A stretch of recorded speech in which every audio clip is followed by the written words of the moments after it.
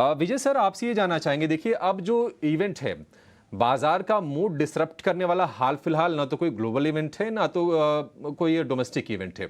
Budget पर नजर है सभी की और बहुत सारे ऐसे लोग हैं जो बजट के लिए अपने पोर्टफोलियो बिल्डअप करना चाह भी रहे होंगे। आप बताइए सर, आज चूंकि माहौल भी अच्छा है कम से कम बैंकिंग स्टॉक्स की तरफ से, एक दो शेयर आप बताइए जहां पर निवेश के लिहाज से करीब साल भर 2 साल के लिए जहां पर बाइंग करनी चाहिए अभी। देखिए, आपने बिल्कुल ठीक कहा। ये प्री बजट रैली है और जहां जहां पे मार्केट के एक्सपेक्टेशंस हैं, जिन सेक्टर्स में एक्सपेक्टेशंस है, वहां पर बिल्डअप हो रहा है। हमने देखा फर्टिलाइजर स्टॉक्स अच्छा कर रहे हैं, हमने देखा डिफेंस स्टॉक्स ने अच्छा किया, बहुत सारे इंफ्रा स्टॉक्स ने अच्छा किया। तो एक एक करके सेक्टर रोटेशन हो रहा है और धीरे धीरे हम देख रहे हैं कि जहां जहां एक्सपेक्टेशन है वहां पे तेजी बन रही है। So all said and done, अगर आप केवल आप बैंकिंग पूछ रहे हैं या ओवरऑल मेरे कुछ स्टॉक्स पे आपको रिकमेंडेशन चाहिए? नहीं सर, ओवरऑल बताइए, ओवरऑल बताइए जो भी आपको सही लग रहा हो। मैं बैंकिंग से शुरू करूंगा। हमारी कई बार बात हुई थी, मुझे अच्छे से याद है। हमने एचडीएफसी बैंक के बारे में बात की थी। मैंने कहा था कि जब कोई नहीं देख रहा था एचडीएफसी बैंक को 1400 के करीब, तो एचडीएफसी बैंक लेने के लिए मैंने बहुत स्ट्रांगली रिकमेंड किया था। अभी भी मुझे लगता है यहाँ पे स्टीम है। तो जो टॉप रैंक बैंक्स हैं वहां पर तो अच्छा एक्शन है ही। मुझे लगता है जो मिड कैप बैंक्स हैं सरकारी, जैसे बैंक ऑफ इंडिया है, इंडियन बैंक है, यूको बैंक है, आईडीबीआई है, ये बहुत अच्छे लगते हैं। पब्लिक सेक्टर क्षेत्र के बैंक हैं। प्राइवेट में आईडीएफसी फर्स्ट बैंक अच्छा लगता है। मुझे लगता है कि इंडसइंड बैंक भी यहाँ से घूमता हुआ दिख रहा है। इन सारे बैंक्स में खासियत यह है कि उनकी एसेट क्वालिटी है मोरलेस स्टेबल है, निम्स बढ़ रहे हैं, कासा डिपॉजिट्स बढ़ रहे हैं।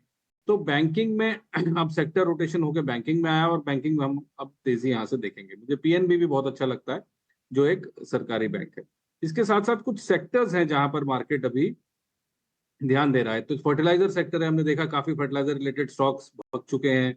अभी भी मुझे लगता है दीपक फर्टिलाइजर एक कंपनी है जिसमें अभी भी तेजी बन सकती है, 650 के करीब ट्रेड कर रहा है, तो ये 700 के करीब जा सकता है। इसके अलावा जीएसएफसी है, गुजरात स्टेट फर्टिलाइजर कॉर्पोरेशन, ये गवर्नमेंट ऑफ इंडिया की कंपनी है, स्टेट इसको गवर्न करते हैं।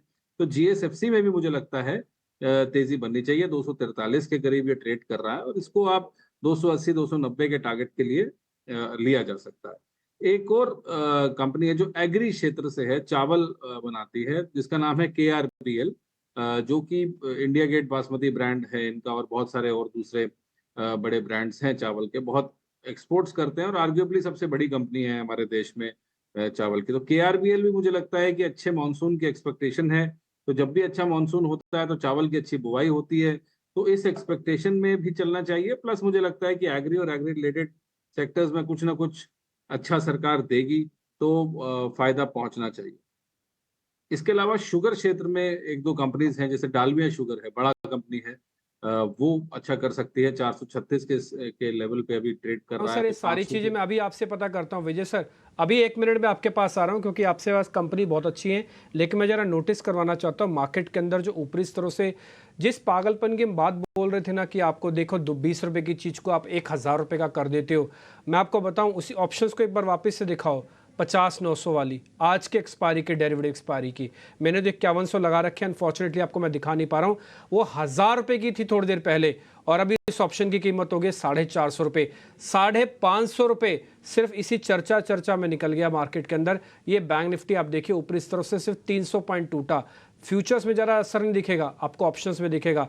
ये 3000% थी, आपको याद आ रहा है 3300% थी, ये मैंने अभी कॉल आपको दिखाई थी। अब इसकी कीमत देखो सिर्फ 1800 से 1900% रह गई है। हजार परसेंट का मूव कोई मतलब है क्या? कोई मतलब है? 1000 पॉइंट का मूव सिर्फ 10 मिनट में आप दे दोगे? 2 बजे से लेके ये, अब क्या बताएं, अब छोड़िए इस बात को, लेकिन थोड़ा सा रेगुलेशंस रखिए ऑप्शंस के अंदर। ऐसा मत कीजिए तो रोलर को। राहुल जी एक बार जरा आप ट्रेड करते हो ऑप्शंस के अंदर? आप तो इंडेक्स के ट्रेडर भी हो ना।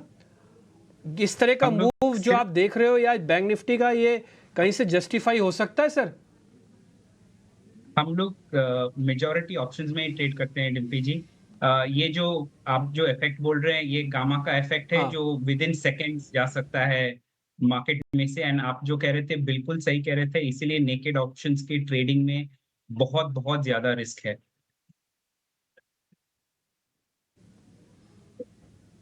ये स्पीड से आपने देखा होगा सारी के सारी कॉल्स टूट रही हैं। और अब मैं बताऊं, बकायदा निफ्टी के अंदर भी ऑलमोस्ट करीब 600 पॉइंट चले गए, 500 पॉइंट तो चले ही गए हैं। 1300-1400 पॉइंट ऊपर आ गया था निफ्टी, अब सिर्फ 900 पॉइंट की बढ़त के साथ ट्रेड कर रहा है इस बीच बैंक निफ्टी।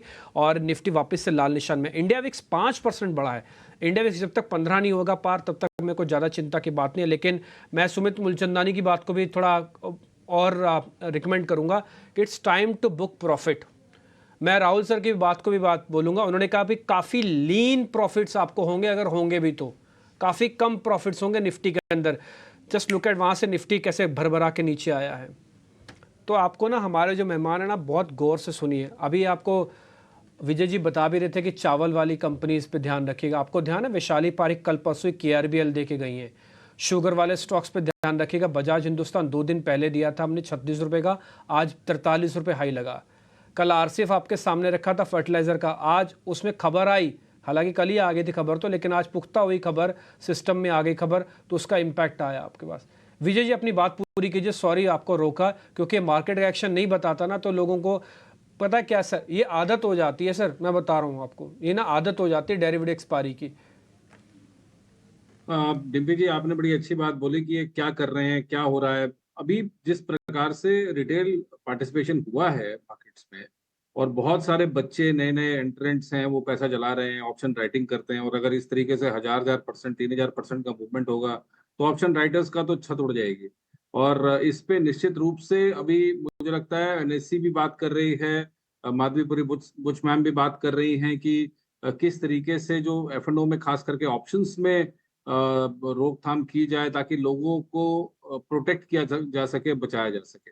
तो ओवरऑल मैं मानता हूं कि बहुत गड़बड़ बात है, इसलिए बेहतर है कि आप कैश स्टॉक्स में रहें। बहुत अपॉर्चुनिटी है, मार्केट पैसा बनाने के लिए ही है, और ये किक के लिए नहीं है। लोग बहुत सारे इसको किक के लिए यूज करने लगे हैं कि हमें बहुत मजा आता है और एंग्जाइटी होती है और एड्रेनलिन रश होता है, तो उसके लिए नहीं है मार्केट्स पैसा बनाने के लिए है। अच्छा कंपनी लीजिए, वेट करिए।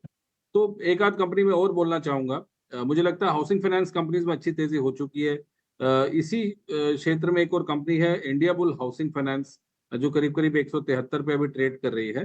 तो मेरा ये मानना है कि इसको थोड़ी लंबी अवधि के लिए लिया जा सकता है 250 के टारगेट के लिए। एक फाइनली मैं एक कंपनी बोलना चाहता हूँ, ग्रेफाइट इंडिया। ये प्राइमरली कार्बन ब्लैक में है, और कार्बन ब्लैक जैसे हम जानते हैं बहुत जबरदस्त इंडस्ट्रियल यूजेस हैं इसके, ईवीज में भी बहुत काम आता है, और बहुत सारे क्षेत्रों में कार्बन ब्लैक यूज होता है। तो ग्रेफाइट एक दिग्गज कंपनी है इस क्षेत्र की, जो करीब करीब 592-593 पे ट्रेड कर रही है। मुझे लगता है ये आराम से आपको 650 का टारगेट दे सकती है। तो ये कुछ कंपनीज हैं जो मेरी नजर में हैं, अंडर वैल्यूड भी हैं, भगी हुई नहीं है, लो बीटा है एज कम्पेयर टू जहां पर बहुत ज्यादा यूफोरिया हो चुका है डिफेंस जैसे में। तो वहां से निकलिए और छोटी दूसरी कंपनीज में जाइए जहां पर इतना ज्यादा तेजी नहीं बनी है और बनने के चांस है।